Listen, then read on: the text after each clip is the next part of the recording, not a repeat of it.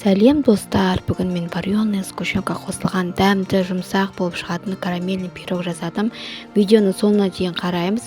Алдымен қамырын жасап аламыз. Ол үшін бізге бөлме температурасындағы сары май қажет. Қантымызды салып, езіп, араластырып аламыз. Керек заттардың описаниеда барлық мөлшерін жазып отыр. Кейде қыздар айтып жатады, пирогым қатайып кетеді деп. Оның бірден-бір себебі қамырына қосатын майыныздың майлығына байланысты. Майлылығы 60%-дан жоғары болу керек. Сол кезде пирогымыз өте жұмсақ дәмді болып шығады. Одан кейін жұмыртқамызды салып, жақсылап араластырып, ұнымызға қопсытқышымызды қосып, жақсылап жұмсақ қамыр илейміз. Формасы 24 см болатын формаға біздің дайын болған қамырымызды жаямыз. Бортиктарын бекітіп өтіп, жұқалап әдемілеп жайып шығамыз.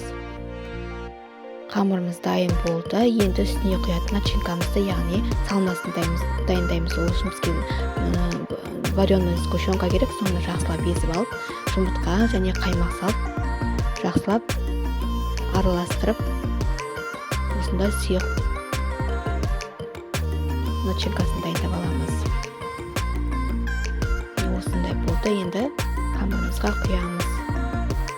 170-180 градуста 40-45 минутта пісіп шығады. Піскеннен кейін 2 сағат суытып қоясыздар міндетті түрде. Өте дәмді, өте жұмсақ болып шығады. Менің басқа да рецепттерімді көру үшін каналыма тіркелуді ұмытпаңыздар.